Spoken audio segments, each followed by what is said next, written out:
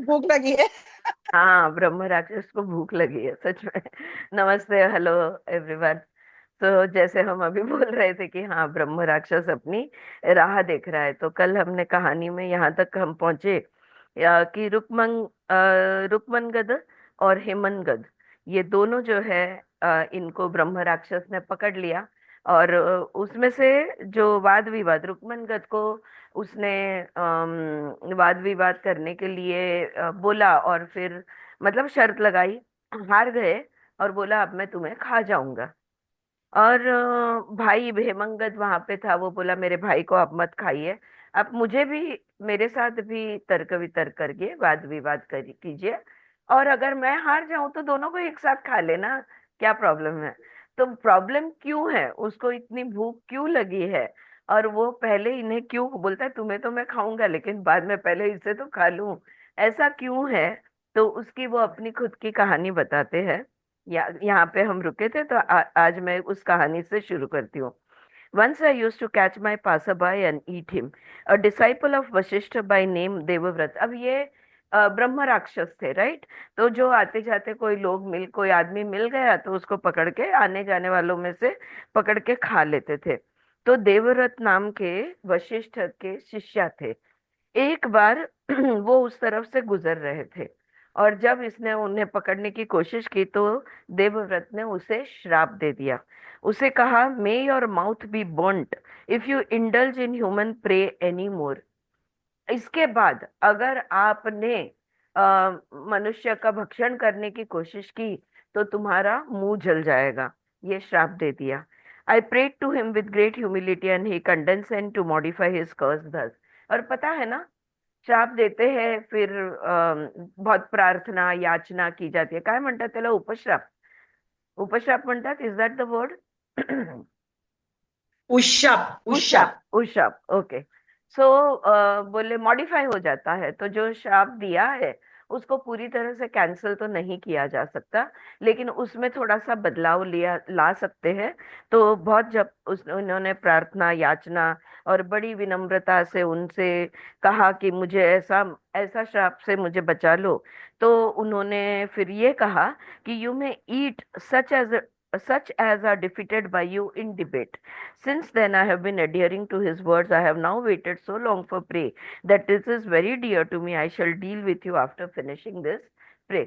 तो उन्होंने वो उशाप क्या दिया कि अच्छा ठीक है चलो, क्योंकि ये ब्रह्म राक्षस है, वो मनुष्य भक्षण करता ही है, यही उसका खाना होता है। तो वो उसने कहा कि ठीक है चलो, पर आप किसे भी नहीं खा पाओगे।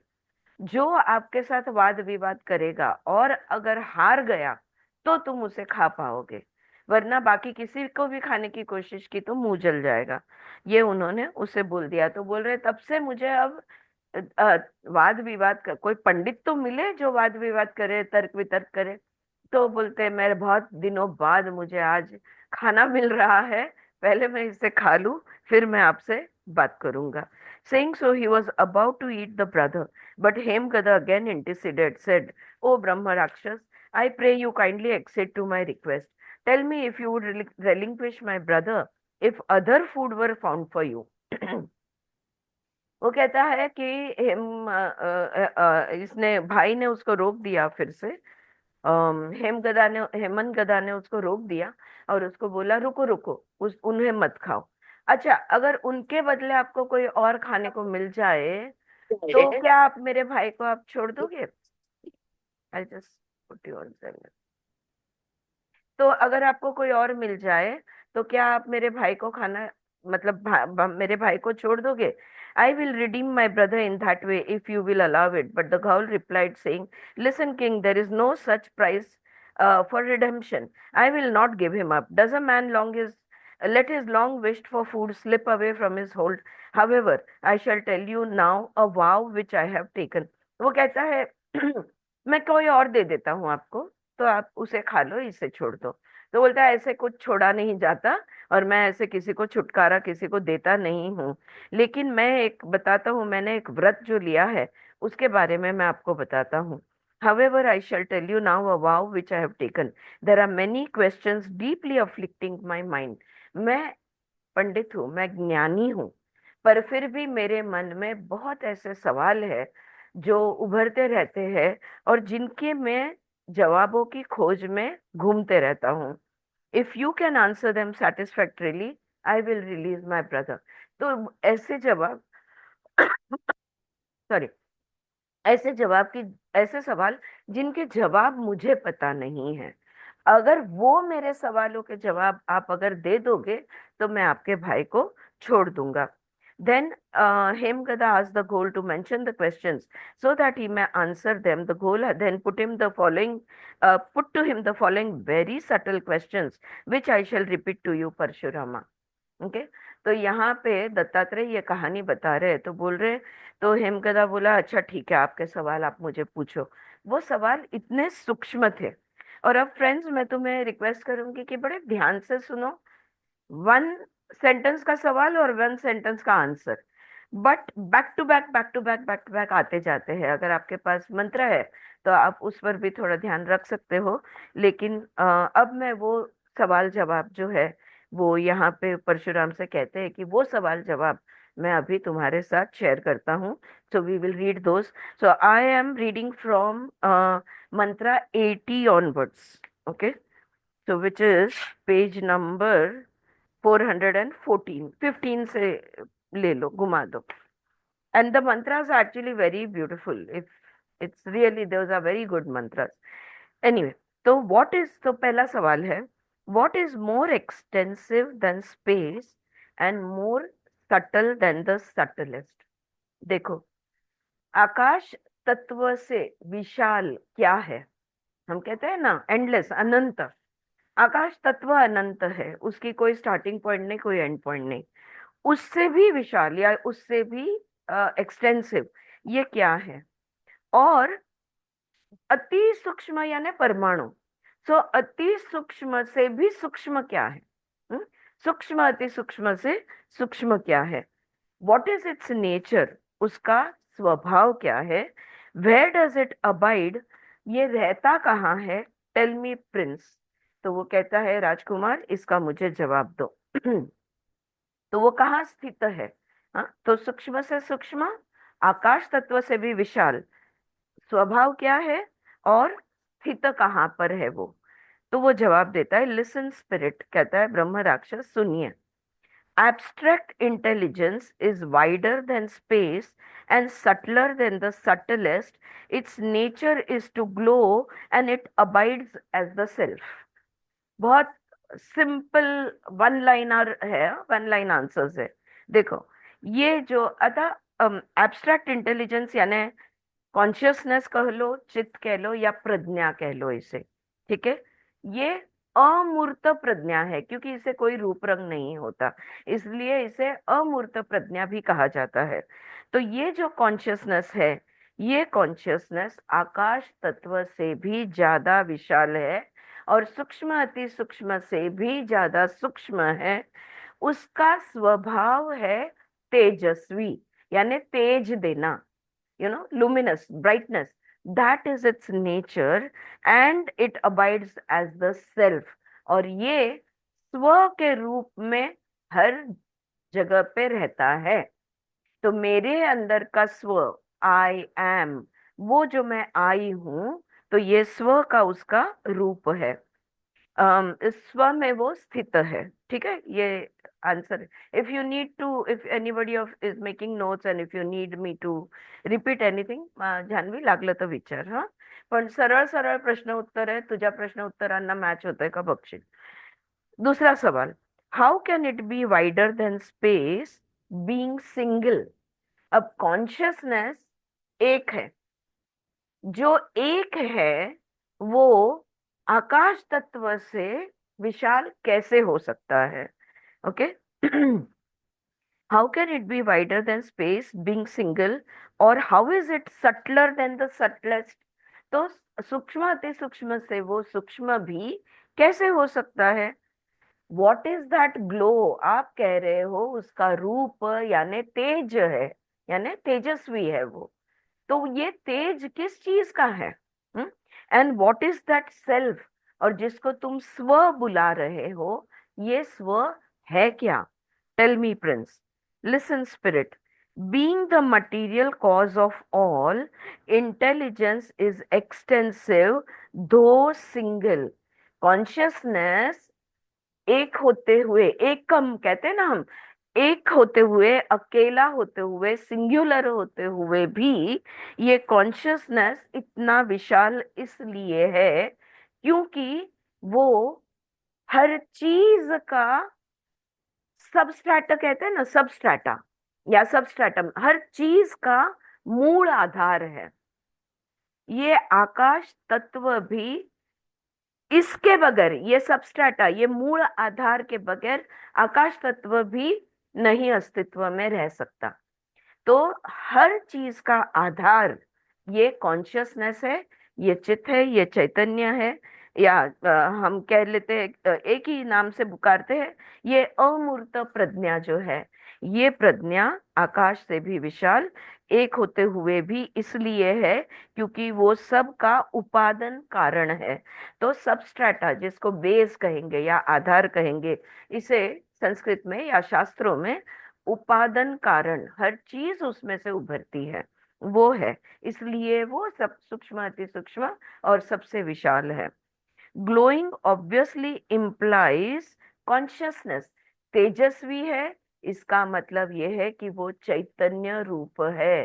तो तेज चैतन्य से आता है, and that is the self. और वही चैतन्य के अंदर की चेतना, ऐसा कह लो। तो इस, वो ही स्व है, वही कॉन्शियसनेस है। Is this clear? हाँ, was I clear? Alright, next. Where and how is चित। तो इसे चित शब्द, यहाँ पे एब्स्ट्रैक्ट इंटेलिजेंस को चित ये शब्द से भी हम जान सकते हैं। Where and how is chit to be realised and what is the effect. अब अगर हमको चित्त का यानी कॉन्शियसनेस का रियलाइजेशन यानी साक्षात्कार अगर हमें करना है, अगर इस चित्त के चैतन्य की का एहसास हमें लेना है, तो इस चित्त को उपलब्ध कैसे किया जाए या इसकी उपलब्धि कैसे हो सकती है, how can it be realise, या साक्षात्कार कैसे हो सकता है, और अगर हो जाए तो उसका परिणाम क्या होगा, what will be the effect, right. ना कॉज है, इफेक्ट क्या होगा। अगेन राजकुमार जवाब देता है, the intellectual sheath must be probed for its realisation. अब इंटेलेक्चुअल शीथ यानी हमारे जो 5 कोश है उसमें का विज्ञानमय कोश। तो अन्नमय कोश, प्राणमय कोश, मनोमय कोश, चौथा होता है विज्ञानमय कोश। और विज्ञानमय कोश से अगर आत्मा के नजदीक हम पहुंचने लगते हैं, अगर हमारी एकदम तेजस्वी बुद्धि से हम वहां तक चले जाते हैं, तो हम आनंदमय कोश में प्रवेश करते हैं, जो 5वां कोश है। और आनंदमय कोश के अंदर हमारी आत्मा है। तो आत्मा है, उसके अराउंड ऐसे 5 कोश है। तो यहाँ वो कह रहे हैं कि विज्ञानमय कोश करना का आधार लेना होगा उसकी साक्षात्कार के लिए। यानी कौन सा योग करना होगा, जहां विज्ञानमय कोश का इस्तेमाल होता है, कौन सा योग बनता है? ज्ञान योग। Yes Jhanvi, you right. So ज्ञान योग से इसे उपलब्ध किया जा सकता है। अब ज्ञान योग में होता क्या है, one pointed search for it reveals its existence, एक तत्वाभ्यास। इफ यू रिमेम्बर पतंजलि सूत्र, राइट। तो ये एक तत्व अभ्यास से उसके अस्तित्व का एहसास हम कर सकते हैं। Rebirth is overcome by such realisation. और अगर ज्ञान योग में एक तत्वाभ्यास से उसका एहसास हमने ले लिया, तो जन्म मरण के फेरे से हम मुक्त हो सकते हैं। आगे वो पूछता है, what is this that sheath and what is concentration of the mind. हर जवाब के अंदर का वो शब्दों को पकड़ के सवाल पूछते जाता है। ये विज्ञानमय कोश है क्या, और ये एक तत्व अभ्यास क्या होता है। अगेन व्हाट इज बर्थ, और अभी आपने कहा कि जन्म मरण के फेरे खत्म हो जाते हैं, तो ये जन्म भी है क्या, वो भी मुझे बता दो। तो यहाँ वो प्रिंस जवाब देते हैं, the intellectual sheath is the well drawn over pure intelligence. तो विज्ञानमय कोश जो आत्मा को ढकता है, तो वो एक लेयर है। It is inert by itself. देखो वो अचल है, खुद से वो नहीं हिलता। हाँ, मन उसमें चंचलता लाता है, वरना विज्ञानमय कोश अपने ज्ञान में स्थित होता है। तो it is inert by itself. One pointedness is abiding as the self.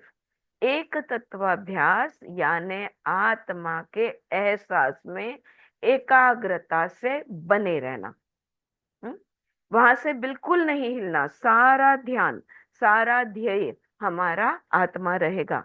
तो ध्यान उस पर ही करना। Birth is the false identification of the self with the body. और जन्म मरण में जन्म क्या है उन्होंने पूछा, तो जन्म शरीर को खुद समझना, स्व समझना, आई एम द बॉडी समझना। ये जो भ्रम है, ये जो माया है, इसी को जन्म कहते हैं। Okay, beautiful answer. So if you have the books, I will request you to read these answers again and again and contemplate on it. इसका मनन बार बार पढ़कर जरूर करना। तो यहाँ वो कहते हैं कि जन्म यानी ये जो शरीर को स्व समझते हैं या आत्मा समझते हैं, ये जो विपर्यय है हमारा, दिस इज फॉल्स आइडेंटिफिकेशन। ये विकल्प कह लो, विपर्यय कह लो, इसी को जन्म कहते हैं। Spirit, what is that abstract intelligence which is ever shining not realized? अच्छा, तो ये चित्त है जो आपने कहा कि चैतन्य में है, सदा तेजस्वी है, पर उसका साक्षात्कार नहीं हो सकता। तो ये चित्त ऐसा क्यों है? Y is that chitta which is ever shining not realise? तो ये आत्मा का साक्षात्कार क्यों नहीं होता? What is it is the means by which it can realise? और अगर करना हो तो साधन कौन से है, इसके बारे में बताइए। Why did birth take place at all? ये सवाल मुझे भी मतलब समझता है, लेकिन the mind goes around and then comes back to the same questions again. So when something is being answered, it you can understand it at that point, but again in contemplation we come back to the same question. तो वही, जन्म होता ही क्यों है? माया होती ही क्यों है उसमें? हम माया भी, मतलब वो माया के अधीन हो ही क्यों जाते हैं? तो ये जन्म होता ही क्यों है, ऐसा वो पूछ रहा है। जवाब देते हैं। तो पहला सवाल ये था कि चित्त जो सदा तेजस्वी है, इसका साक्षात्कार क्यों नहीं होता? Ignorance is the cause of non realisation. तो अविद्या के कारण साक्षात्कार नहीं हो पाता, क्योंकि हम इग्नोरेंस में है। अविद्या, अंधकार कह लो, अज्ञान कह लो, अज्ञान के वजह से, अविद्या के वजह से आत्म साक्षात्कार नहीं होता। Self realises the self. खुद को सिर्फ खुद ही पहचान सकते हैं। अब मैं कह लूं कि चलो मैं ज्योति को पहचानती हूँ, और मैं पहचानती हूँ, बाकी पूरी दुनिया ने मैं इसको पहचानती हूँ इसलिए सबने इसको पहचानना, ऐसा नहीं होता। जो जिसको पहचानता है वही उसे पहचान सकता है, राइट? जिसकी पहचान है, तो अपने आत्मा की पहचान किसी और को हो ही नहीं सकती, उसे सिर्फ हम पहचान सकते हैं। तो यहाँ पे वो कह रहे सेल्फ रियलाइजेस द सेल्फ। तो आत्मा आत्मा को पहचानता है। There is no external aid possible, और इसलिए कोई साधन, कोई आधार, कोई टूल, कुछ भी हमें आत्मा तक जाने के लिए सहाय नहीं बन सकता। आत्मा साक्षात्कार के लिए कोई साधन या साधना कोई ऐसी नहीं है जो हमें आत्म साक्षात्कार करवा दे। आत्म साक्षात्कार करने की जो क्षमता है, या जो स्थिति है या अवस्था है, वो अवस्था तक पहुंचाने के लिए सारे साधन और साधना है। All tools, meditation included, all tools, kriya yoga, you name it, all tools will prepare us to face our self, prepare the self to look at the self, but it cannot show you the self. That is the point. Okay, so now there are no external aid possible. Birth originated through the sense of doership. मैं तो ये sentences मतलब I am going to make cards of it, you know, flash cards of it, so that each flash card पे चिंतन मनन हो पाए. हे simple. जे श्लोकवालं पुस्तक आहे ना, त्याच्यात हाँ. तर खूपच सिम्पल लँग्वेज वापरलेली आहे. यस. यस. ते तर म्हणजे हा म्हणजे मी जरी वाचलं तरी मला ते इतकं छान समजते. समजतं. वर्ड सगळे ओळखीचे आहेत. करेक्ट. खूपच छान आहेत ते. हा. करेक्ट. करेक्ट. आता बघ ना, 89-90 आणि व्हेरी व्हेरी सिम्पल लँग्वेज. मी आता वाचत नाही बसत, पण खरंच मंत्र भी बहुत सिंपल लैंग्वेज, जो सुचित्रा जी कह रही है कि मंत्र की भाषा बहुत सिंपल है ये सवाल जवाबों की, तो हमको भी समझ में आ जाए आसानी से ऐसा. तो जन्म क्यों होता है, जन्म होता ही क्यों है, ये उन्होंने पूछा. तो सिंपल वन लाइन आंसर है, birth originated through the sense of doership. Doership यानी क्या? कर्ता भाव. मैंने किया. जब तक मैं बोलती हूँ, ये मैंने किया, मैं करता हूँ, मैंने, मैं सब कुछ मैं हूँ, ये मैं जब तक है ना तभी तक जन्म मरण होते रहेगा.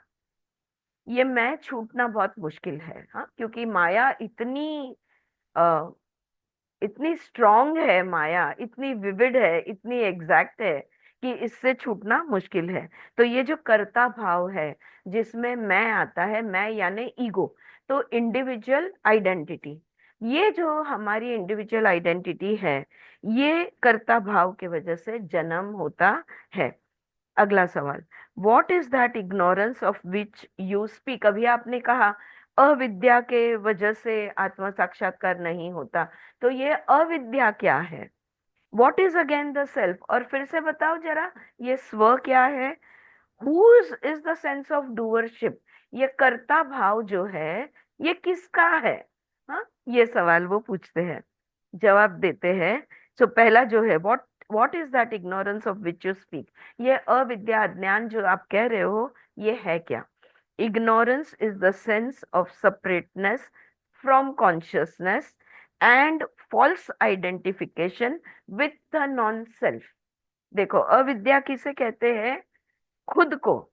मेरी आत्मा तुम्हारी आत्मा से अलग है.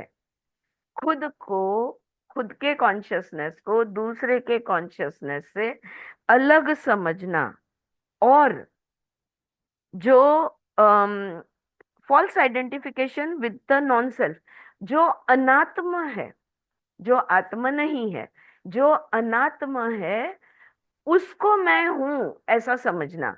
यानी जो हमने दोष दृष्टि के बारे में बात किया था ना, इसको कहते हैं अविवेक.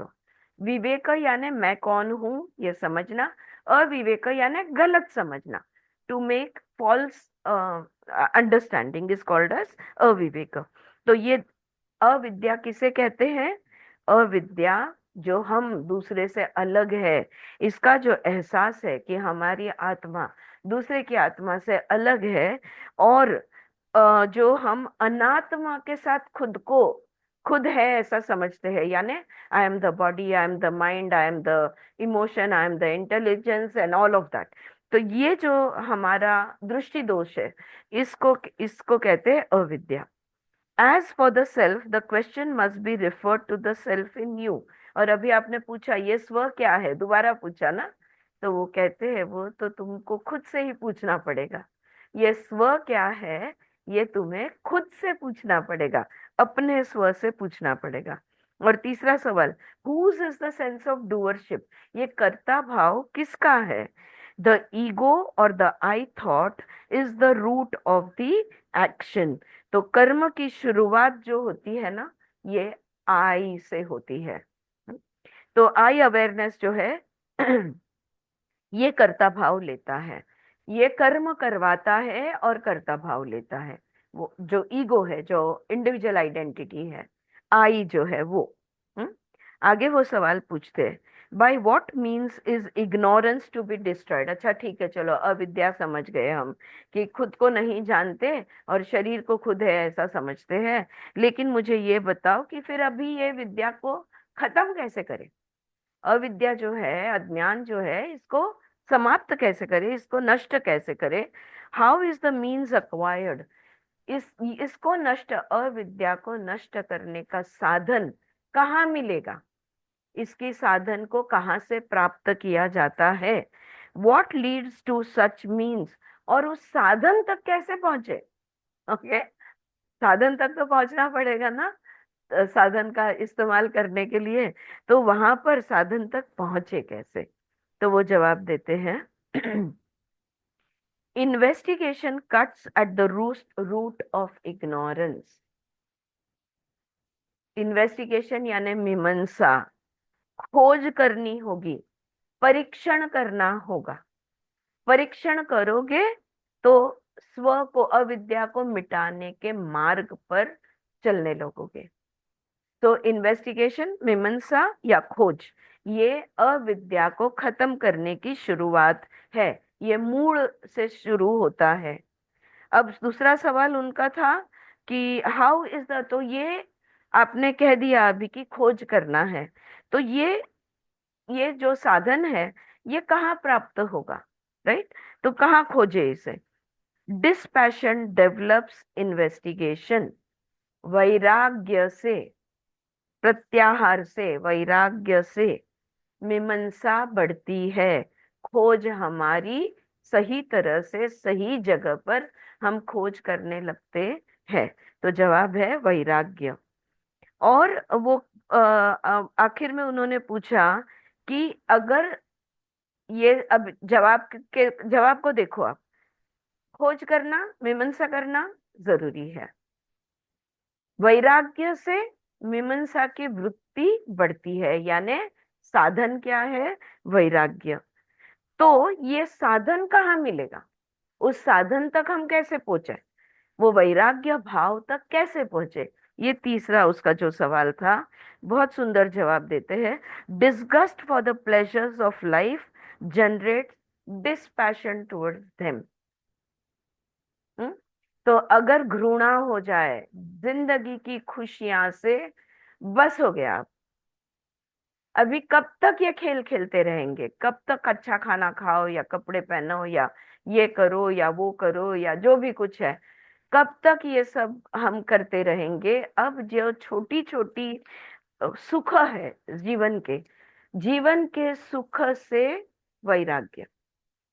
तो अगर घृणा हो जाए, पेट भर जाए, तो बस अभी और नहीं है, अब मुझे ओडी जिसको हम कहते हैं, ओवरडोज हो जाए, अगर ये ओडी हो जाता है तो हम हमें तो ये घृणा हो जाती है, तो वैराग्य भाव अपने आप तैयार हो जाता है। ओके। अम अगला सवाल, is this speed okay friends, you want me to slow down, no, is this good, alright. अगला सवाल, what are investigation, dispassion and disgust for pleasures. हाँ,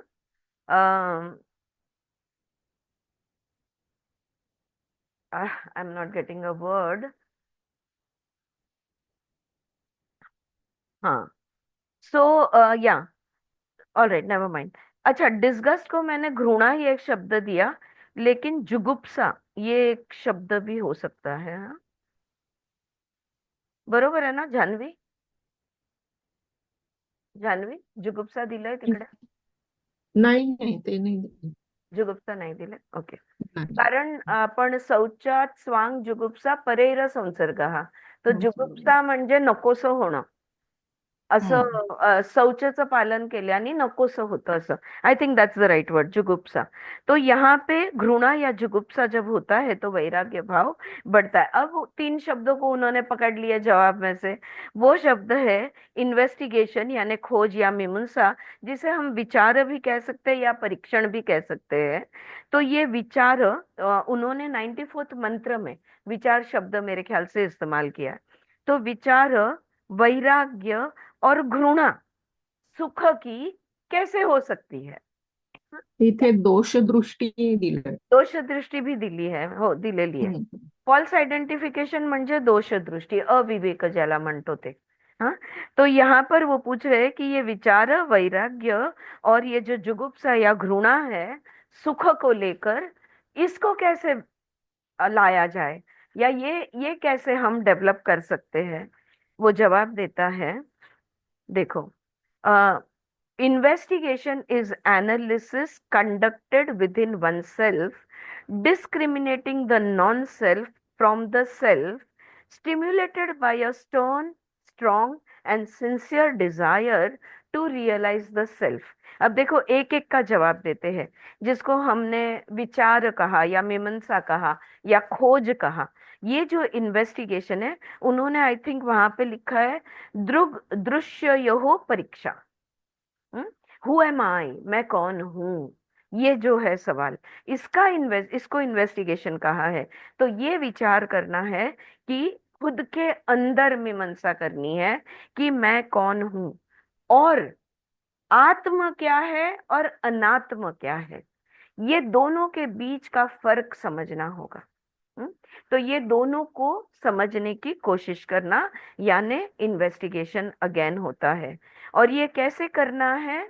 मुमुक्षुत्व से करना है, यानी दिलो जान से करना है, एक तीव्र इच्छा से ये करना है, अपने सारा विल पावर लगाकर हमने ये करना है। आत्म क्या है, अनात्म क्या है, इसके फर्क को समझना, इस चीज की मीमांसा, इस चीज का इन्वेस्टिगेशन हमें हमारे अंदर ही करना होगा। इसी को कहते हैं परीक्षण, जिसको कह लो। ठीक है। अब दूसरा, वैराग्य। Dispassion is non attachment to surroundings, यानी वैराग्य किस चीज का है? तो हमारी जो आदि भौतिक जगत है, हमारा भौताल, या हमारी परिस्थिति कह लो या वातावरण कह लो, तो आदि भौतिक में सब कुछ आ जाता है। तो ये जो आदि भौतिक परिसर है, इसके साथ नाता तोड़ देना, यानी इससे दूर हो जाना। अगर बाहर की दुनिया से दूर होना है तो कहाँ जा सकते हैं?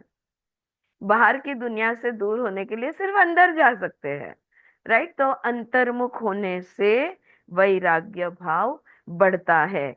This results if the misery consequent on attachment is kept in mind. लेकिन मैं अंतर्मुख क्यों हूं? वाई शुड आई बिकम अंतर्मुख? बाहर की दुख की दुनिया से दूर जाने के लिए।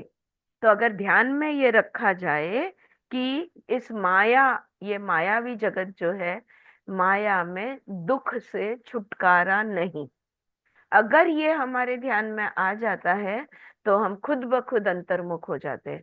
अंतर्मुख हो गए तो वैराग्य भाव आएगा, वैराग्य भाव आ गया तो फिर हम आत्मदर्शन की तरफ जाएंगे, उस मार्ग पर चल पड़ेंगे।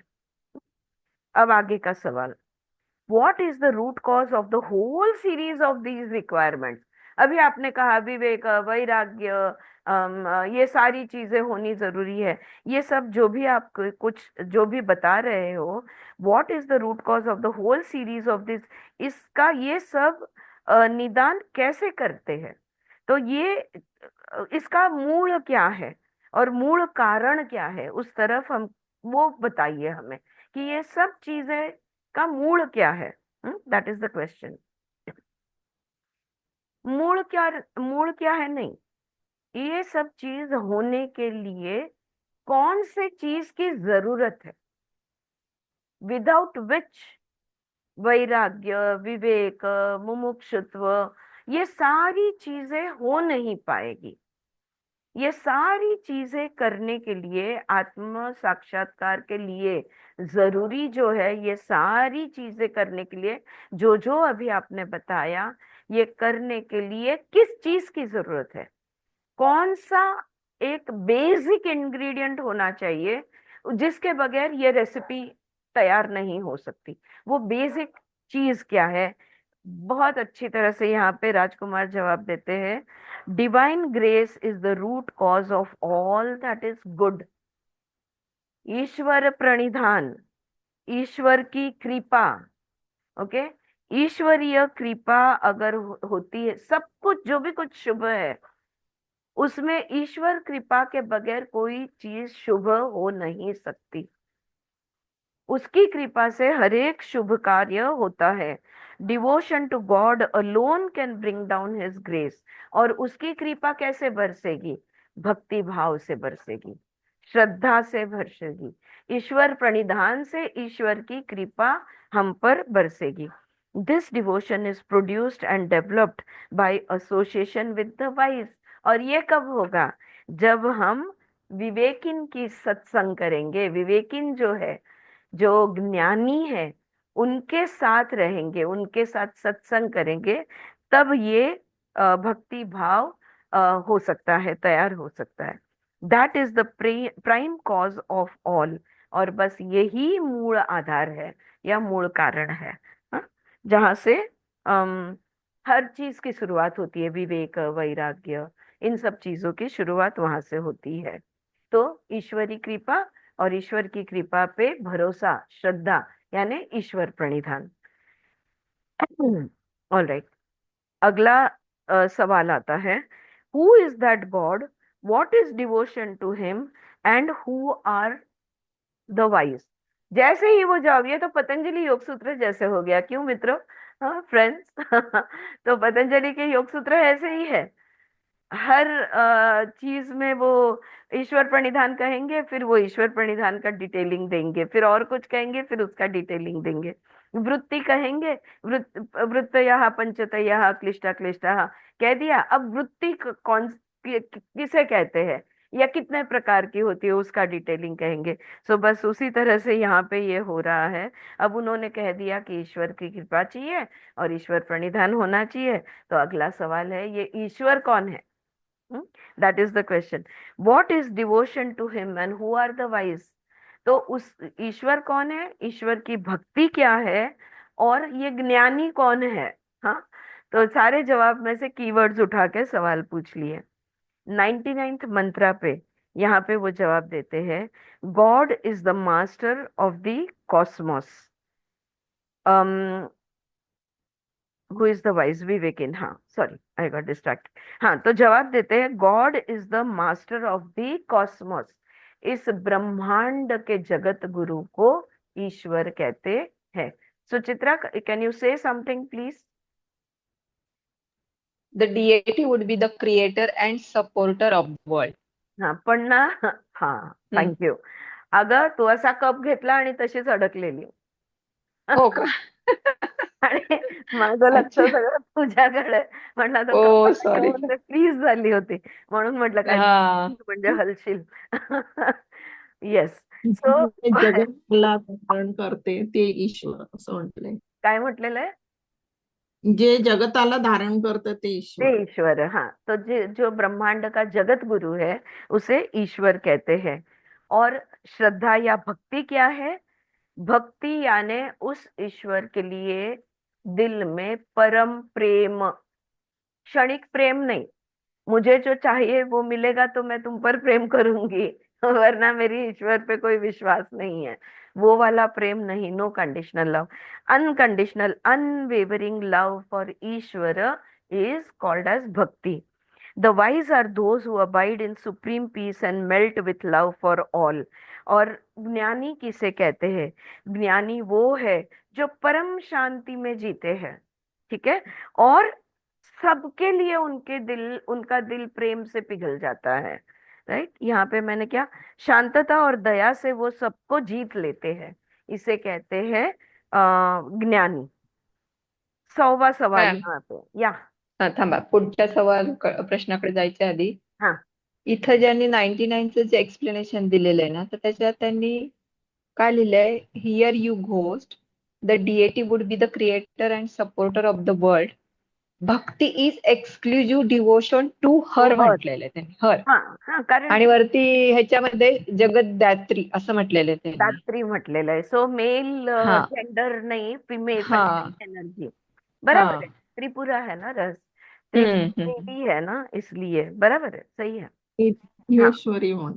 हाँ, सो ईश्वरी है, ईश्वरी म्हणता येईल आपल्याला। येस, ईश्वरी है जो जगत धारिणी है, और उसके लिए जो दिल में भक्ति भाव है, मतलब जो प्रेम है, परम प्रेम है, वो उसके लिए bhakti is the exclusive devotion to her and only her, बस देवी पूजा, that's it. The wise are the tranquil one possessed of compassion। ज्ञानी किसे कहते हैं? जो जो दयालु है, जो जो करुणामय है। हाँ, कंपैशन यानी करुणा। तो जो करुणामय है उसे ज्ञानी कहते हैं। All right, now next question. Who is always in the grip of fear? Who of misery? Who of poverty? अब आगे वो सवाल पूछते हैं कि कौन है जो हर पल भय में भय ने जिनको जकड़ा हुआ है, या भय के कंट्रोल में है। Who of misery, who of poverty. दुखी कौन है और दीन कौन है। हम कहते हैं ना दीन दुखी, दीन यानी गरीब। हाँ, तो दीन दुखी, तो दीन कौन है, दुखी कौन है, और भय से कौन जकड़ा हुआ है। जवाब देता है, fear holds a man possessed of enormous wealth. जो महाधनी है वो भय भी, वो भय से उसके दिल में भय भरा हुआ होता है। हाँ, जिसके पास बहुत धन है वो भय युक्त होता है। दुखी वो है जिसका बहु कुटुंबवन शब्द यूज किया है यहाँ पे, जिसका बहुत बड़ा कुटुंब है। हाँ, वो दुखी है। एंड पॉवर्टी ऑफ इनसटाइबल डिजायर्स, और जिसके इच्छा खत्म ही नहीं होती, जो वासनाओं से भरा हुआ है, वो दीन है। हाँ, वो दीन, उसे हम दीन कहेंगे। दीन किसे कहेंगे, जो वासनाओं से भरा हुआ है। जो महाधनी है वो भय से भरा हुआ है, और जिसका बहुत बड़ा कुटुंब होता है वो हमेशा दुखी होता है। ये जवाब क्लियर यहाँ पे दे दिया। अगला सवाल, हु इज फियरलेस। अगर महाधनी भय युक्त है तो भय मुक्त कौन है। Who is fearless. Who is free. अगर कोई बंधन में है तो मुक्त कौन है। Who is free from misery. दुख से मुक्त कौन है। Who is never needy. और ऐसा कौन है जो कभी भी दीन नहीं होता, यानी उसको कभी किसी चीज की जरूरत नहीं होती। सो निर्भय, निर्भय कौन है, और दुख रहित कौन है, और अदीन जिसको हम कहेंगे, अदीन कौन है, जो दीन नहीं है वो। हाँ, जवाब है, the man with no attachments is free from fear. देखो, जो अटैचमेंट से मुक्त है वो भय मुक्त रहेगा, संग रहित। हाँ, तो जो किसी चीज से जुड़ा हुआ नहीं है, राग में नहीं है, जो अटैचमेंट में नहीं है, वो भय मुक्त है। The one with controlled mind is free from misery. जिसका मन उसके कंट्रोल में है, चित्त वृत्ति निरोध में जो है, वो दुख से मुक्त है। The self realised man is never needy. और जो ज्ञानी है, जिसने आत्म का ज्ञान प्राप्त किया है, वो दीन कभी नहीं हो सकता। तो भय भय रहित, निर्भय, दुख रहित और अदीन, ये लोग होते हैं। Alright, next question. Who is he that passes men's understanding and is visible though without a body? Okay, what is the action of the inactive? आगे का 104 सवाल, त्याच्यासाठी काही वेगळा शब्द दिला असेल तर बघा। Who is he that passes men's understanding, यानी विवेकिन कौन है। नॉर्मल लोगों से जो सूक्ष्म चीजों को समझता है, जो विवेक है जिसके पास, उसको हम विवेकिन कहते हैं। तो यहाँ पे वो पूछ रहे विवेकिन कौन है, और वो कौन है, एंड इज विजिबल दो विदाउट अ बॉडी। विदेही कौन है, देह नहीं है पर उसका अस्तित्व का एहसास होता है, तो विदेही कौन है। What is the action of the inactive. निष्क्रियस्य क्रिया करने वाला कौन है। This is the term used in the mantra. जो क्रिया करते हुए भी निष्क्रिय रहता है, ऐसा कौन है। सवाल आए ध्यान में। शैलजा, ज्योति, did you, Jasmine, did you get it? Did you get the questions? Yeah. So who is a Vivekin? Who is a Videhi? And who is a निष्काम कर्मी। कर्म तो कर रहे हैं, लेकिन क्रिया कर रहे हैं, लेकिन कर्म में अटके हुए नहीं हैं। तो what is the action of the inactive, ये पूछा उसने। ऑलराइट, जवाब ये है, the man emancipated here and now passes men's understanding. अभी, इस क्षण में, इस अभी जो मुक्त है, हर क्षण में जो मुक्त रहता है, हम हर क्षण बंधन में रहते हैं, हाँ, क्योंकि हमारे विचार कभी रुकते ही नहीं, तो हर पल हर क्षण हम बंधन में हैं। विचार मुक्त जो है वो मुक्त है, thought free, there are no thought constructs in the mind. Such a man is said to be self realized. तो ये जो सेल्फ रियलाइज्ड व्यक्ति है, ये विवेकिन है। जो इस क्षण में मुक्त है वो विवेकिन है। ही इज सीन दो he does not identify himself with the body. उसका शरीर के साथ वो मैं, आई एम दिस बॉडी, या ये मेरे शरीर का नाम है, ऐसा वो खुद को जो मानता नहीं है, फिर भी वो दिख जाता है, उसका अस्तित्व का एहसास होता है। His actions are those of the inactive. Again, he is used the word निष्क्रियस्य क्रिया। तो जो क्रिया करके भी वो कर्म रहित रहता है। तो ये जवाब वो यहाँ पे उन्होंने दिया। अब वो पूछते हैं again I'm asking, am I going fast? Is this okay? Huh? Each question is clear and the answer is clear, right? What is real and what is unreal? What is inappropriate? Answer these questions and redeem your brother. अब इस सवाल का जवाब दो कि सत्य क्या है और असत्य क्या है। हाँ, सत्य और असत्य, ये सत्य का है क्या है और असत्य क्या है।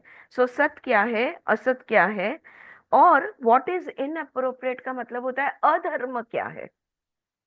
सत्य क्या है, असत्य क्या है और अधर्म क्या है, इन सवालों का जवाब दो और अपने भाई की जान बचा लो। वो जवाब देता है, the subject is real, the object is unreal. अब सब्जेक्ट यानी आत्मा, द सेल्फ, स्व, और ऑब्जेक्ट यानी अनात्मा, यानी नॉन सेल्फ। तो जो आत्मा है ये सत्य है, और बाकी सब कुछ जो असत है, अनात्मा है, वो असत है। Worldly transactions are inappropriate. अधर्म क्या है, दृश्य व्यवहार अधर्म है। पहला लेसन याद आया, फर्स्ट एंड सेकंड चैप्टर। कर्तव्य के भाव से हम सब कुछ करते हैं दुनियादारी। अरे मेरे बच्चों के लिए मुझे ये करना होगा, अरे मेरे माता पिता के लिए, कर्तव्य भाव। प्रेम भाव से बहुत कम चीजें हम करते हैं। ज्यादातर हमारे जो संसारी व्यवहार है, जिसे यहाँ पर उन्होंने दृश्य व्यवहार शब्द दिया है, तो जो भी दृश्य व्यवहार हमारे जो है, इसे अधर्म कहा है। क्यों? क्योंकि हम इसे कर्तव्य समझकर करते हैं। धर्म यानी क्या, कर्तव्य पालन। और ये शायद पहला ऐसा शास्त्र हम पढ़ रहे हैं जो कह रहा है कि धर्म मत करो भैया, व्यवहार मत करो, is what they are saying. Anyway, I have now answered your questions. Please release my brother at once. मैंने आपके सारे सवालों के जवाब दे दिए, अब मेरे भाई को छोड़ दो। When the prince had finished, the ghoul released Rukman Gada with pleasure and himself appeared metamorphosed as a Brahmin.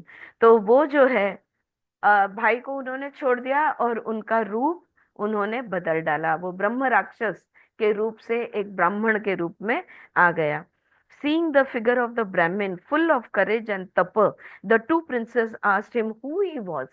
उसका, और वो उसने जब अपना खुद का स्वरूप लिया, तभी वो तेजस्वी तपोमूर्ति, ऐसा मंत्र में शब्द यूज किए हैं कि तेजस्वी तपोमूर्ति उनकी देखकर दोनों भाइयों ने उन्हें तुरंत प्रणाम किया और उनसे पूछा कि आप कौन हो। हाँ, तो वो उसने जवाब दिया, आई वॉज फॉर्मरली अ ब्राह्मण ऑफ मगध। मैं मगध का रहने वाला एक ब्राह्मण था। माई नेम इज वसुमान, मेरा नाम वसुमान है। I was famous for learning and known as an invincible debater. मैं ज्ञान के लिए जाना जाता था, विख्यात सर्वशास्त्र विशारद ये भी मंत्र में शब्दों का उपयोग किया है।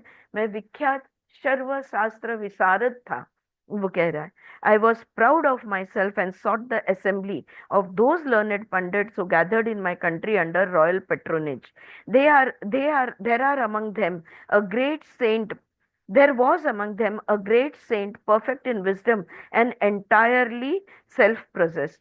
तो कह रहा है कि मुझे अपने ज्ञान पर बहुत गर्व था, और जो भी हमारे राज्य में आता था जो ज्ञानी हो, तो उसे मैं डिबेट के लिए यानी वाद विवाद के लिए आमंत्रित करता था। इन सारे जो विख्यात ज्ञानी थे, उन ज्ञानियों में एक ऋषि थे। उन ऋषि का नाम है Rishi Ashtak. There was among them a great saint, perfect in wisdom and entirely self possessed. जो आत्म साक्षात्कारी थे और ज्ञानी थे, ऐसे ऋषि अष्टक जो महाज्ञानी थे और आत्मा स्वरूपी थे, वो वहां पर रह रहे थे। He was known as Ashtak, उनका नाम अष्टक था। I went there for the love of debate. अब मुझे तो वाद विवाद करना बहुत पसंद था, तो मेरे वाद विवाद के प्रेम खातिर मैं उनके यहाँ चला गया। दो I was a मियर logician, I argued against his statement on self-realization by sheer force of logic. अब मैं जो है, मैं तर्कशास्त्री हूँ, तो तर्क के आधार पे मैंने उनको आह्वान कर दिया, और तर्क के आधार पे मैंने उनसे वाद विवाद शुरू कर दिया। I started arguing with him. तो he backed his arguments by profuse quotations from the holy scriptures. Since I was out to win laurels, I continued to refute him. तो वो जो भी मैं वाद विवाद कर रहा था, वो बड़े बड़े शास्त्र के बड़े बड़े मंत्रों से वो मुझे जवाब दे रहे थे, लेकिन मैं तो वहां जीतने भया गया था, इसलिए मैं उनको काउंटर करते रहा। Finding me incorrigible he kept silent. और उन्होंने देखा कि मैं कोई वाद विवाद छोड़ने वाला नहीं हूँ, और वो मुझसे त्रस्त हो गए और शांत हो गए। हाउएवर, चुप बैठ गए वो। However, one of his disciples, a descendant of the Kashyapa lineage, was enraged at my audacity and cursed me before the king. लेकिन उसका वो जो अष्टक जो थे, उनके एक शिष्य थे जो कश्यप कुल के थे। तो वो वहां पर उनके शिष्य जो कश्यप कुल के थे, उन वो क्रोधित हो गए कि मैं तर्क के आधार पर, तर्क शास्त्र के आधार पर वाद विवाद क्यों करते चला जा रहा हूँ। इसलिए वो क्रोधित हो गए और उन्होंने मुझे राजा के सामने, मतलब जो सभा भरी थी, राजा के सामने उन्होंने मुझे श्राप दे दिया। You chip of a Brahmin, how dare you refute my master without first understanding his statements? वो जो कह रहे हैं उसे समझे बगैर तुम मेरे गुरु को उल्टे जवाब कैसे दे सकते हो? May you at once become a ghoul and remain so for a long time. मैं तुम्हें श्राप देता हूँ कि तुम अभी के अभी एक ब्रह्म राक्षस बन जाओ, और उसी अवस्था में बड़े लंबे समय तक तुम ब्रह्म राक्षस बनकर घूमोगे। I shook with fear at the imprecation and took refuge at the feet of the sage Ashtaka. और ये श्राप होते ही मेरे ध्यान में आया कि अरे अरे, मैंने ये क्या कर दिया। तो मैंने अष्टक ऋषि के चरण पकड़ लिए। Being always self-possessed, he took pity on me, though I had figured as his opponent just before. लेकिन वो तो बड़े आत्म स्वरूपी थे, आत्म साक्षात्कारी थे। उन्होंने मुझ पर दया की, और मैंने उनका विरोध किया था, फिर भी उन्होंने मुझ पर दया दिखाई। And he modified his disciple's curse by pronouncing an end as it and by pronouncing an end to it as follows. और उसने उशाप कर दिया, तो उशाप दे दिया। क्या किया उन्होंने? May you resume your old shape as soon as a wise man furnishes appropriate answers to all the questions which were raised here by you. यहाँ पे जो सवाल तुमने उठाए, उनके जवाब मैं तुम्हें दे रहा था। मेरे जवाब सुने बगैर ही तुम तर्क करते चले गए। हाँ? तो तुम्हारे उन सवालों को बड़ी तुम्हें समझ में आए इस तरीके से अगर कोई तुम्हें ये जवाब दे देता है, तुम्हें जवाब मिल जाते हैं, तो तुम मुक्त हो जाओगे। Answered by me but refuted by your polemics. हाँ, बहस की कला से तुम निपुण हो, तो तुम बहस करते चले गए जवाब सुने बगैर। राइट? तो अगर तुम्हें तुम्हारे जवाब मिल जाते हैं, तो फिर तुम इस श्राप से मुक्त हो जाओगे। O prince, you have now released me from that curse. और वो राजकुमार से कहते हैं कि अभी आपने मुझे उस श्राप से छुटकारा मिलवा दिया। I therefore consider you the best among men. इसलिए मैं आपको उत्तम ज्ञानी मानता हूँ, knowing all that pertains to life here and beyond. तो यहाँ जो भी है, इस जीवन में जो भी है और इस जीवन के उस पार, मतलब अपरा और परा ज्ञानी तुम हो। The princes were astonished at this story of his life. The Brahmin asked Hemagada further questions and became further enlightened. यहाँ यहाँ पे दत्तात्रेय परशुराम से कहते हैं, फिर उस ब्राह्मण ने हेमगदा से और भी कई सवाल किए, और आखिर में उन्हें आत्म साक्षात्कार प्राप्त हुआ। Then the princes returned to their city after saluting the Brahmin. I have now told you everything, O Bhargava. Thus ends the chapter on the episode of the Gaul in Tripura रहस्य। तो दत्तात्रेय कहते हैं, भार्गव, अभी मैंने तुम्हें सारे सवालों के जवाब दे दिए। परशुराम से वो कहते हैं। और यहाँ पे ये जो 21 21वां जो अध्याय था, ये पूरा हुआ। अभी एक आखिरी अध्याय रहता है, और वो है 22, जिसको शीर्षक दिया है द कंक्लूजन। तो अभी इसका alright friends, how did you like the question answers? कसे वाटले प्रश्न उत्तर?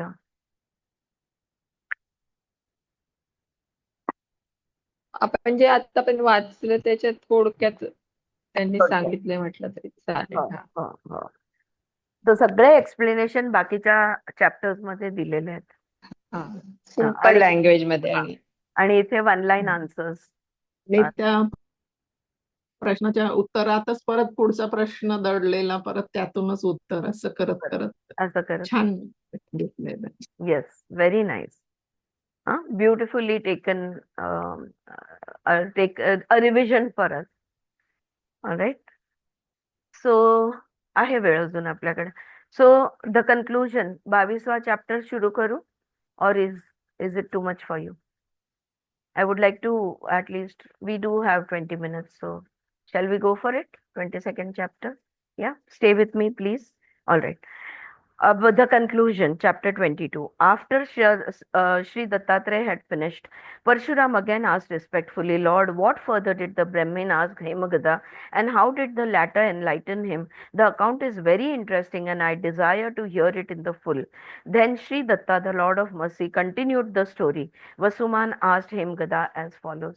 तो इसके बाद में अभी हेमगदा और जो ब्राह्मण के बीच में जो बाद में संवाद हुआ, वो भी मैं सुनना चाहता हूँ।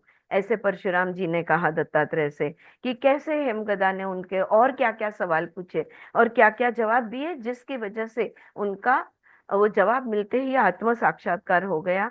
मैं ये बहुत इंटरेस्टिंग है और मैं इसे सुनना चाहता हूँ, तो आप कृपा करके मुझे बताइए। तो दत्तात्रेय जवाब देते हैं कि ये continued the story. Vasuman asked Hemgada as follows. तो वसुमान ने, यानी वो ब्राह्मण राक्षस जो था, उसका नाम है वसुमान, और वो हेमगदा को उसने आगे ऐसे सवाल पूछे। Prince, I shall ask you a question, please answer me. I learnt about the supreme truth from Ashtaka and later from you. You are a sage, but still, how is it that you go out hunting? How can a sage be engaged in work? Work implies duality. Wisdom is non-duality, and the two are thus opposed to each other. Please clear this doubt of mine. मैं आपको याद दिला दूं कि हिमगदा और उसका भाई कहाँ कैसे आए थे उस वन में। वो शिकार करने आए थे, और अनेक प्राणियों का शिकार करके फिर वो वहां पे एक झरने के पास आराम करने बैठे थे, जब उनके नौकर चाकर ने आकर कहा कि भाई यहाँ पर एक ब्रह्म ब्रह्म राक्षस है जिनको तर्क वितर्क करना बहुत पसंद है। याद है कहानी के शुरुआत में? Do you remember? Yeah Shailaja, you are frozen, what is it? Say something so that you get unfrozen. So Yeah, I remember. How yeah was it? Yeah no, हाँ, दैट्स बेटर।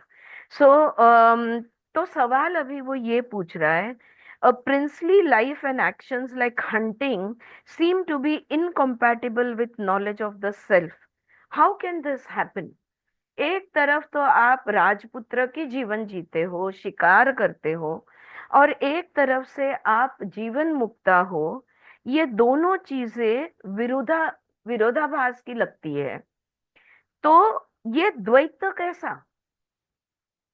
सवाल आ रहा है ध्यान में कि आप अगर अ, उम, अ, विदेही हो, अगर, या आप विदेही भी नहीं, आप कहेंगे कि यू नो आत्म साक्षात्कारी हो, अगर आप महाज्ञानी हो, तो फिर ये राजकुमार की शिकार जैसी चीजें या ऐसे कार्य आप कैसे कर सकते हो? इसमें तो हमें विरोधाभास दिखता है, ये तो द्वैत है। और ज्ञान जो है, ज्ञान तो अद्वैत है। See, eternal truth is one, that is that therefore it is non dual, it is Advaita. ज्ञान अद्वैत है, कार्य आपका द्वैत दिख रहा है। ये दोनों एक दूसरे के विरोध में है। ये कैसे हो सकता है, मुझे समझाइए। Thus requested, Hemgada spoke to the Brahmin as follows: O Brahmin, your confusion owing to ignorance has not yet been cleared up. अभी भी बात आपके समझ में नहीं आई है। अभी भी आप भ्रांति में, आप डेल्यूजन में, अविद्या में, भ्रम से अभी भी आप मूर्छित हो, यानी कंफ्यूज्ड हो। राइट? देखो, वो बात को समझाते हैं। क्या, कौन सी दो चीजें? एक तो हमारा क्रिया या कार्य या कर्म जो हम करते हैं वो, और जो हमारे पास ज्ञान है वो। ज्ञान है हमारे अंदर दिलो दिमाग में। कर्म हम करते हैं बाहर से। ये दोनों का विरोधाभास, कॉन्ट्राडिक्शन में लगता है। जो ज्ञानी है वो अद्वैत है, हाँ, और जो कर्म करता है वो तो दुनिया में कर्म, मैं कुछ कर रही हूँ, तो वो वहां पे द्वैत आ गया। दो चीजें, आई एम टॉकिंग, तो बात करनी एक बात है, और मैं हूं, तो दो चीजें हो रही है। तो इसको कहते हैं द्वैत। तो ये जो द्वैत और अद्वैत है, ये विरोधाभास दे रहा है। तो इसे कैसे क्लियर किया जाए, तो अब वो समझाते हैं। Wisdom is eternal and natural. देखो, ज्ञान शाश्वत है, इटर्नल है, सदा के लिए है, एंड सहज है। क्या मतलब होता है यहाँ पर शाश्वत है? यानी एक बार तुम्हें कोई चीज समझ गई तो तुम उसे कभी नहीं, ऐसा तुम कभी नहीं कह सकते कि मुझे नहीं समझी। एक बार ज्ञान हो गया तो वो ज्ञान को कैंसल आउट कभी नहीं हम कर सकते। ओके? जैसे एक बार तुम्हें पता चल गया कि मेरा नाम आरती है, या तुम्हारा नाम जो भी है ये तुम्हें पता है, तुम कभी, ये ऐसा कभी नहीं हो सकता कि तुम्हें नाम नहीं पता।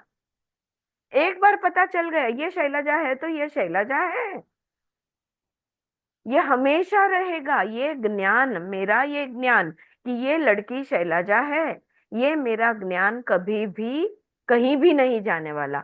इसलिए वो शाश्वत है, इटर्नल है। एक बार समझ गया तो समझ गया। ओके? और वो सहज है। कितनी आसानी से कितना ज्ञान हम ग्रहण करते रहते हैं। राइट? सहज है। How can it B contradicted with work?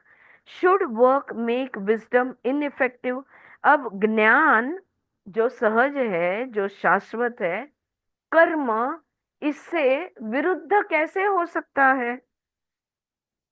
Should work make ज्ञान इनइफेक्टिव? क्या कर्म करने से ज्ञान खत्म हो जाता है?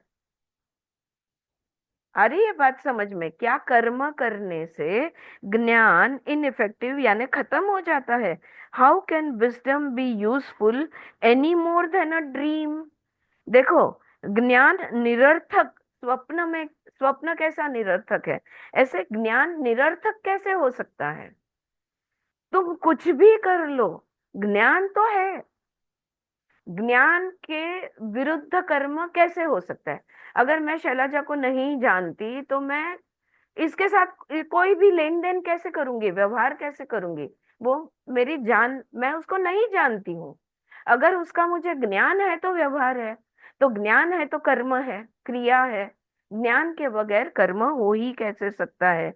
ये तो ऐसा हुआ कि स्वप्न में हम जो देखते हैं ना, जो निरर्थक लगता है, no eternal good is possible in that case. तो फिर कुछ भी नहीं कर पाएंगे हम। अगर ज्ञान के बगैर कर्म करने लगे तो कुछ नहीं कर पाएंगे। ज्ञान है इसलिए कर्म है। All this work is dependent on self awareness, that is wisdom, right? Being so can work destroy wisdom? अगर ऐसा है कि ज्ञान के वजह से हम कर्म कर रहे हैं, मैं जानती हूँ शैलजा को चाय पीनी है, तो मेरे घर आइए, मैं एक कप चाय बना के उसे देती हूँ, ज्ञान के वजह से कर्म कर रही हूँ। अगर ऐसा है तो कर्म करने से क्या ज्ञान खत्म हो जाएगा? Right? Can work destroy wisdom and yet remain in its absence? यानी कर्म करने से ज्ञान खत्म हो जाए पर कर्म करते रहे, ऐसा कैसे हो सकता है? Wisdom is that consciousness in which this world with all its phenomena and activities is known to be an image or series of images. The duality essential for work is also a phenomena in that non-dual awareness. ज्ञान किसे कहते हैं? ये जगत क्या है? ये पूरा जगत जो है ये कॉन्शियसनेस से, चित्त शक्ति से या ज्ञान से चलता है। सब कुछ ज्ञान की वजह से हो रहा है। तो कर्म करने की इस जगत में अगर हमें रहना है, जीना है, तो कर्म तो करना होगा, समझे? तो अकर्मी रहकर कर्म करना होगा। तो नॉन अवेयरनेस में अवेयरनेस हमें रखना है। एक तरफ हम अद्वैत है, नो थॉट्स, और दूसरी तरफ हमको काम भी करना है, तो सोचे बगैर काम कैसे करेंगे? तो वो आगे कहते हैं, there is no doubt that a man realises the self, realizes the self only after purging himself of all thoughts, and he is then released from bondage once and for all. Your question has thus no basis and cannot be expected of the wise. तुम्हारा प्रश्न ही गलत है। हाँ, सच है कि आत्मा का साक्षात्कार सिर्फ तब होता है जब विचार मन से निकल जाते हैं। जब विचार मुक्त होते हैं तब बंधन से हम मुक्त होते हैं। एक ही बार में ये हो जाता है। तुम्हारे प्रश्न को, ज्ञान के बगैर कर्म नहीं, कर्म करने के लिए ज्ञान जरूरी है, तो तुम्हारा प्रश्न ही गलत है, ये वो यहाँ पे कहते हैं। Then the Brahmin continued further. आगे उन्होंने सवाल किया, सच बात है o prince, I have also concluded that the self, मैं भी समझ गया कि ये निर्विकल्प, ये शुद्ध, ये चेतना है, ये मैं भी समझ गया। But how can it remain unblemished when will arises in it? लेकिन जब हमारा मन कार्यरत हो जाता है, जब हमारा इमेजिनेशन एक्टिव हो जाता है, तो ये चेतना, चैतन्य कैसे रह पाएगी? Will is modification of the self, giving rise to confusion similar to that of a snake in a coil of rope. तो ये जो विल, हमने इसके बारे में बात की थी, फोर्थ चैप्टर आई थिंक। तो इमेजिनेशन जो है हमारा, जो हमारी जो कल्पना है, यानी मन का कार्य जो हम जिसे हम कहेंगे, तो ये जो मन शक्ति है, ये वृत्तियों, इसमें वृत्तियां चलती है, राइट? तो आत्मा का ही मन रूप है, ये भी हमने देखा था कि मन, ये भी एक अध्याय में उन्होंने समझाया था कि कैसे मन आत्मस्वरूप है, बुद्धि आत्मस्वरूप है। हाँ, जो भी कुछ हमारा है ये आत्मस्वरूप है, शरीर भी आत्मस्वरूप है। जो भी हम जिसको हम अनात्म कहते हैं वो आत्म स्वरूप ही होता है। तो यहाँ पे वो पूछ रहे, how can it remain unblemished when will arise in it. तो ये शुद्ध चित्त, शुद्ध कैसे रहेगा जब इसमें वृत्तियां चलेगी, राइट। और इससे फिर विपर्यय हो जाता है, हम सांप को डोरी को सांप समझ बैठते हैं। तो ये कैसे हो सकता है। लिसन ओ ब्राह्मण, ध्यान से सुनो। You do not yet clearly distinguish confusion from clarity. देखो, भ्रम और स्पष्टता, ये दोनों के बीच का फर्क तुम्हें अभी ध्यान में नहीं आया। भ्रम यानी जो असत है वो भ्रम है, और सत जो है उसको सत कहते हैं। तो जो नहीं है और जो है, जो भ्रम है और जो शुद्धता या स्पष्टता है, इसके बीच में इसका फर्क अभी तुम समझ नहीं पा रहे हो। देखो, उदाहरण यहाँ पे बहुत अच्छा दिया है। अगर ये उदाहरण समझ गए तो हमारे भी समझ में आ जाएगा। The sky appears blue to all alike whether they know that space is colorless or not। आकाश नामक तत्व है, ये तुम्हें पता हो या न हो। अगर कोई है जिसे आकाश तत्व या तत्वों के बारे में कुछ भी नहीं पता है, उसे भी नभ नीला दिखता है, स्काई ब्लू दिखता है। और जो ज्ञानी है उसे भी तो स्काई ब्लू दिखता है, राइट। कोई भी होने दो, सबको स्काई ब्लू दिखता है, right. Even the one who speaks of the blue sky but is not colorless or not, even the one who speaks of the blue sky but is not himself confused, the ignorant man is confused, whereas the man who knows is not। दोनों को नभ नीला दिखता है, लेकिन ज्ञानी जानता है कि नभ नीला नहीं है, और अज्ञानी है वो नभ को नीला समझता है तो जो है सो है सगुण ब्रह्मण। सगुण ब्रह्मण में निर्गुणता ज्ञानी को दिखती है, अज्ञानी को नहीं दिखती। ये फर्क है। अज्ञानी अज्ञानी क्यों है? क्योंकि अभी वो भ्रम में है, और इसलिए उसे हर चीज में भगवान नहीं दिखता, क्योंकि अभी भी वो भ्रम में है। So the latter seems confusion is harmless like a snake that is dead। लेकिन देखो, जो अज्ञानी है वो नभ को नीला समझना, इसमें कोई बड़ा नुकसान नहीं है उसका। जैसे कि मरा हुआ सांप अगर डोरी में पड़ा है तो वो क्या कर लेगा, राइट। तो ये विपर्य से उसका कोई नुकसान नहीं होता।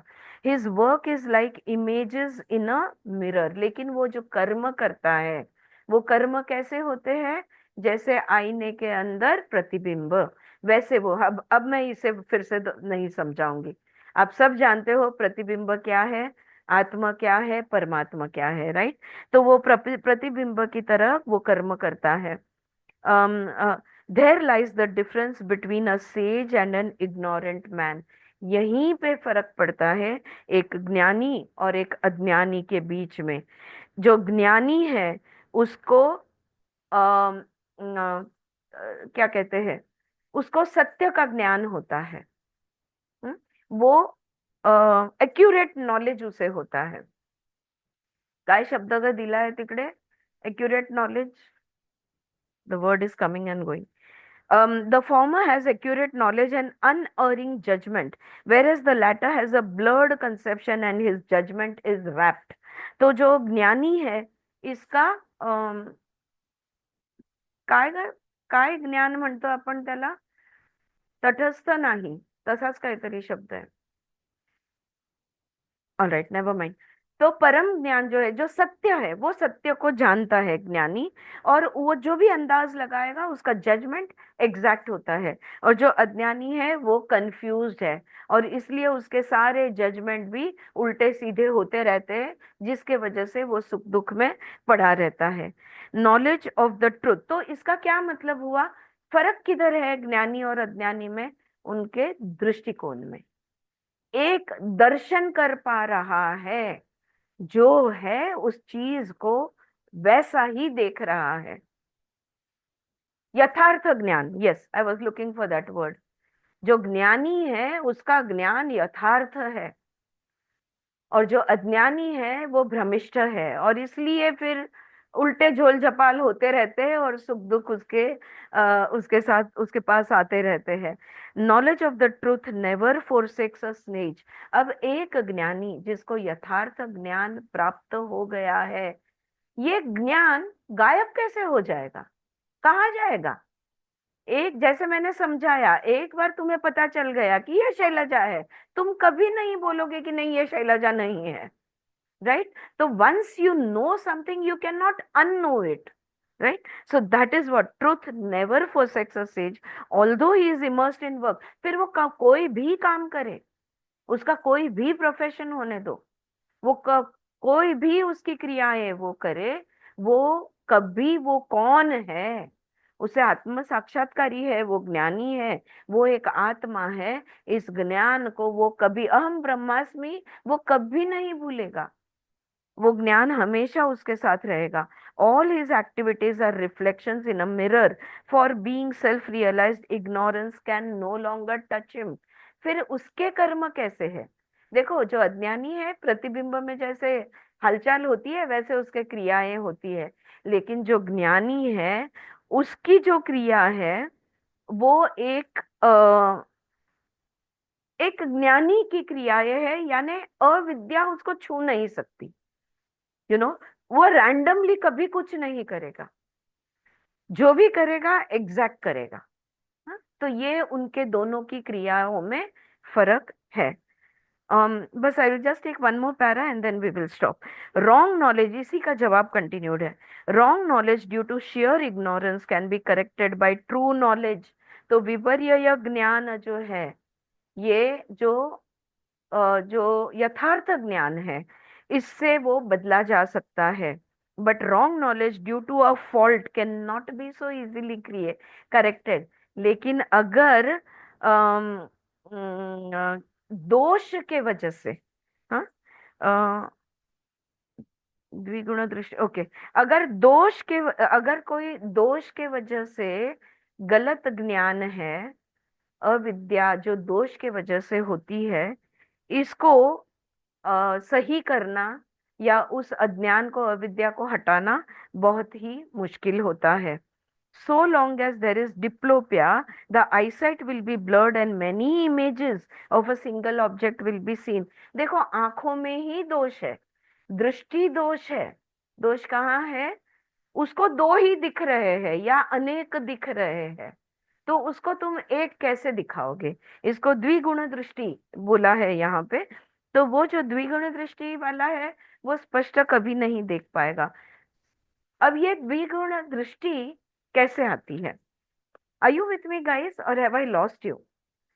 सी, true knowledge, okay, can the false knowledge can be replaced with true knowledge. तो जो यथार्थ ज्ञान से जो माया का ज्ञान है, माया, उसको हम रिप्लेस कर सकते हैं, लेकिन ये थोड़ा मुश्किल है। क्यों मुश्किल है? क्योंकि एक बार अगर तुम्हें डिप्लोपिया हो जाए, यानी तुम्हें अनेक दिख रहे हैं, तो तुम्हें एक दिखाना मुश्किल होगा। अनेक क्यों दिख रहे हैं? Very interesting thing they are saying over here. So long as there is prarabdha unaccounted for, the manifestation of the world will continue for the jnani, though only as a phenomena। प्रारब्ध कर्म है, तो जो अविद्या में है, जो अज्ञानी है, ये प्रारब्ध कर्म में, प्रारब्ध कर्म क्या है? We will talk about karma tomorrow. प्रारब्ध कर्म में अज्ञानी जो है वो इधर उधर बस भटकते रहता है, लेकिन जो ज्ञानी है वो अभी जिंदा है। उसका जो भी प्रोफेशन वो है, जो भी क्रियाएं करनी है वो करते रहता है, लेकिन उसके प्रारब्ध है इसलिए वो जिंदा है। तो ये जो प्रारब्ध है उसके लिए बस एक घटनाक्रम है। It is just a phenomena, it is just a घटना। एक घटना है कि मैं शरीर में हूं, तो अब मैं शरीर में हूं तो शरीर का ख्याल रखना होगा, नहाना होगा, खाना होगा। तो वो हर क्रिया, ज्ञानी जो है हर क्रिया, हर कार्य को एक घटना समझ के करते रहता है। ओके, क्यों? क्योंकि प्रारब्ध से अभी वो शरीर में है। This will also vanish as soon as the prarabdha has played itself out, and then pure unblemished intelligence alone will remain. और प्रारब्ध खत्म होते ही ये भी सारी चीजें गायब हो जाएगी, और वो स्व आत्म तेज में वो झलकेगा। Therefore I tell you, there is no blemish attached to a ज्ञानी। इसलिए ज्ञानी दोष मुक्त है। ओके, जीवन मुक्ता जो होता है वो दोष मुक्त होता है, वो सिर्फ अपने प्रारब्ध खत्म कर रहा है, उसे कोई दोष नहीं होता। दो he appears active and engaged in worldly duties, दुनियादारी में है, कार्यरत है, लेकिन वो उसको दोष, उसको कोई कर्म के दोष नहीं लगते, क्योंकि वो हर चीज को एक घटना समझ के करते जाता है, प्रारब्ध के वजह से करता है। We will stop over here. It's time up. लेकिन very interestingly आगे कर्म के डिटेलिंग उन्होंने दिए हैं कि ये प्रारब्ध कर्म क्या है, तो इसको मैं थोड़ा सा कल तुम्हें समझाऊंगी। So we will continue with karma tomorrow, and just और थोड़ा सा फिर से उत्तम ज्ञानी, मध्यम ज्ञानी, इसकी बात करेंगे। और फिर एक लास्ट के जो रेस्ट ऑफ द चैप्टर आए, बहुत ही उन्होंने आखिर में वो सवाल पूछते हैं कि मुझे संक्षिप्त में फिर से सब कुछ बता दो ताकि मैं कभी ना भूलूं। तो वो संक्षिप्त का संक्षिप्त करके मैंने जो नोट्स बनाए हैं वो मैं आपको कल पढ़ सुनाऊंगी। तो then tomorrow we will be finishing this last chapter. Alright, सूत्र नंबर 25 ना, सूत्र कुठपर्यंत आलं? Number, yes, we finished with 26। उद्यापासून हो. 27 वरनं हम्म. कंटिन्यू होणार। म्हणजे थोडं हे अर्जुन आणि श्रीकृष्णासारखं झालं तरी. एवढं सगळं सांगितलं तरी अर्जुन म्हणतो त्यावेळेला त्यावेळेला युद्धाच्या मूड मध्ये होतो, मला आता आठवत नाही, आता परत सांग। कृष्ण सांगतो परत मला सांग. पण आठवत नाहीये की मी तुला काय बोललो। हो. That is true. All right. Was I clear? Was I able to put across the points? Yeah. Okay. Yes yes. हाँ, all right. Thank you. Because ये थोड़ा सा गोल गोल घूमता है, chasing its own tail. Sometimes it happens. So, और किसी को कुछ कहना है? Anything? No? All good? All right. Then I'll see you in class tomorrow. Thank you. Namaste. Bye bye.